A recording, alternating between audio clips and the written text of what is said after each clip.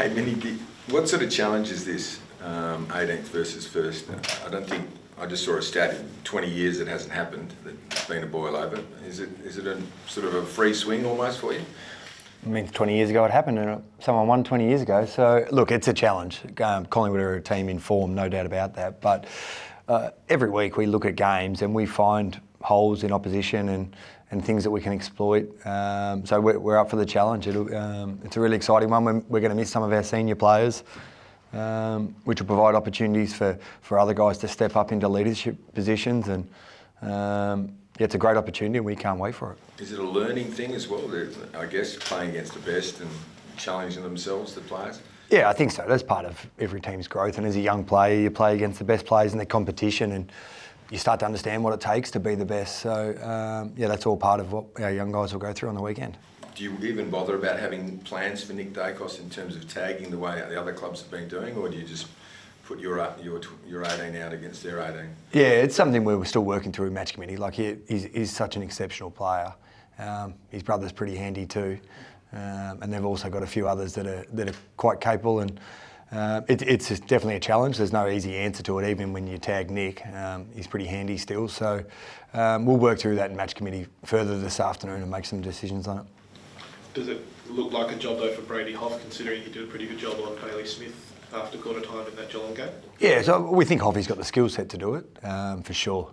Playing defence for what it was, first 4 years of his career, and then building his game that way, we think he's got the skill set to do it. So if we do go that way, it probably would be Hoffy. We'll see. How tough is the challenge for you in terms of that, trying to build the game plan that you're trying to instill, but also then ensure that players like Dacos and Smith don't get away from you? Look, it's part of the challenge. But every team goes through it. It's a little bit more tagging happening across the competition maybe this year than the previous few years.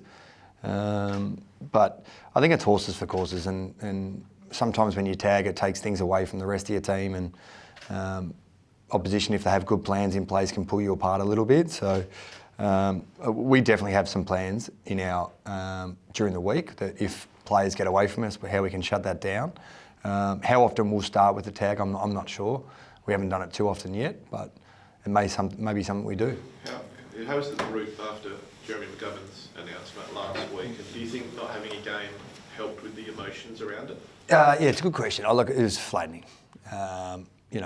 Even though we probably thought it was going to head that way, when you lose someone of Gov's calibre, he's irreplaceable, right? Like he's a champion of this football club and of the game. And unfortunately, he didn't get to end his career on the way he'd like to, but we all understand it's for the right reasons. So we got to send Gov off the right way last week. We got together on Saturday and spent some time with him as a group, which is great.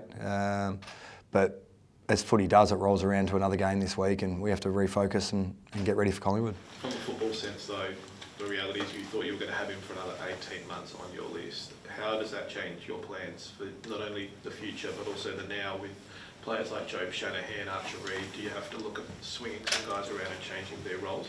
Yeah, look, potentially, but Gov only played 6 games this year as well, so there's been some of that already happening throughout the year.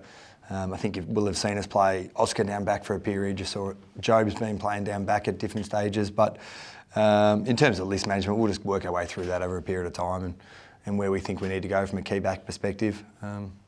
Will be a bit of wait and see. What about in terms of the leadership sense? Andrew, you've lost 3 of your leaders now from an on-field sense. Are others stepping up to fill that void, or do you want to see that happening? Yeah, that's something we're working through for sure. Like 3 of our guys won't play again this year. We've got a 6-man leadership group and 3 are out. So we'll look at some options of whether we formally put some more guys in the leadership group, or the reality is we expect everyone to be a leader. You sort of need to in the team, and what this will provide, with only 3 leaders playing on the weekend, is there'll be space for others to lead. And I think we're starting to get that from all players, but particularly some of our younger players as well, which has been really pleasing. So you'd look to do that sort of quickly, would you? Just sort of pick some guys to fill in? Well, potentially, but in a formal sense. It might. I don't know whether it'll be picking. It will be led by the players and the leadership as well, guys that we think can help and are ready for that space. Any spring to mind for you that have shown that leadership? Oh, there's been quite a few. I'm not going to name any now, but yeah, I think we've had guys throughout the year really start to grow in their leadership and take control of their career and others. So we'll talk about that as a group and make some decisions in the next period of time. Liam and Jack, I guess, being official leaders in their first seasons, how have you seen them grow into those roles? Oh, I think they've been leaders for quite a few years now. It's you don't walk into a new footy club and get voted into the leadership group without great traits. So they walked in here from day one and they were themselves. They're terrific people, really hard workers, good leaders, and they've been really important for us this year. How much would you like to see Oscar sort of continue to commit to the club and lead the club despite not being able to play the rest of the season? Oh, I've got no doubt Oscar will do that. He was in this morning in our meetings. That's just what he does. He's our captain and he'll continue to do that. How close is Yowie, Minnie? How close is he to playing? He's still potentially about a month away, but he's in football training now, so he's been able to progress to football training, which is great. And now it's just about building him up a little bit. He hasn't been able to get a whole heap of work in, as you know, throughout this year. So we've got 9 games left, so we're hoping we get him for the back part of the year for as many games as we can. We know how important Yowie is to our team. We've missed him dearly this year, but if we get him in for some games late in the year, that'd be great. What about Harley? We saw him have a bit of a tight back on Monday.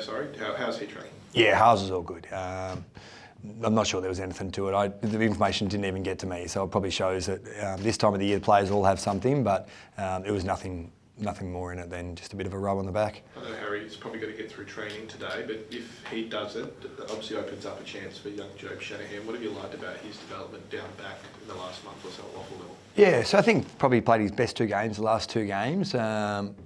Really talented player, Job. He's starting to build his craft around contest, and he's at times he can look a little bit laconic, but he is a really good competitor, Job. So we've liked that in his game, and Rep Bazzo's also been building his form in the 2s as well. So if Harry doesn't get up, there'll be opportunity for one of those guys to play down there.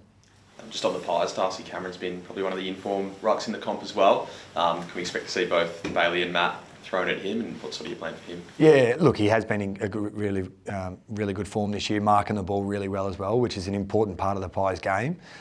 So we'll have to ensure that our aerial game is strong. And I think Bailey and Flinny have shown in that aspect they've been pretty good.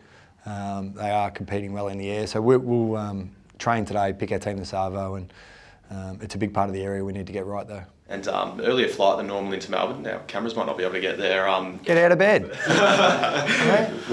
Is that just trying to get to Melbourne as early as possible, early Arvo, or? Yeah, we went through it a little bit. We play Saturday night, so we haven't played a Saturday night game in Melbourne for quite a few years. So sort of when you travel and spend a long time in a hotel room, we just tried to reduce that a little bit. So we wanted to go just the day before, but we'll go over there, train Friday afternoon, and then get ready to play Saturday night. Some of your senior players, not the greatest of form before the bye, like guys like Jaden Hunt and Tim Kelly, you've not been afraid to make some moves on the past. Is that possible this week as well? Yeah, I think you look at our players not playing at the moment, they're really 5 or 6 guys over the age of 27. So we've sort of got to be wary of our experienced players. We need them, but in saying that, we need players to be in form as well. And I've said this all year, my answer won't change. We'll pick the best team to win the game of footy, and we'll keep rewarding form and challenging and helping guys that are out of form. So that's consistent in what we'll do, and we'll just pick the best team we can to win this game of footy on Saturday night. After that poor first quarter, though, if it hadn't have been a bye, would you have been tempted to make an example like earlier in the year? Or did the bye take the edge off it? Yeah, look, to be honest, it's not about making an example. I don't believe in that, and I spoke to that earlier in the year. That wasn't why senior players were dropped earlier this year. It's because their form wasn't at the level we asked them to do, and most of those guys that went back improved what we asked them to do, and they came back into the team. So we'll continue to do that regardless of age. Do you get on marble at all on Friday? No, unfortunately we don't, which would have been great to train there prior to playing. We don't get many opportunities to play in the grounds interstate, so yeah, the more we can train on them before would be beneficial for us. Just one back on tagging, Andrew. There's a lot of attention on tactics at the moment. What's your view on tagging tactics and how far you can push the line? You've got to remember, I was a battler tagger back myself in the day, so I'm supportive of the tagger, and I think the game's got rules, and you can push the rules as far as you can. But ultimately, if you're breaking the rules, you should get free kicks against or the punishment against. But there's an art to it, and it's up to the umpires to make the calls. Everybody's saying Windhager went too far, though. Did you think he went too far? To be honest, it's not for me to say. Like, I thought he was disciplined to his job, and there were times where he gave away free kicks, and the umpires paid those free kicks, and so be it.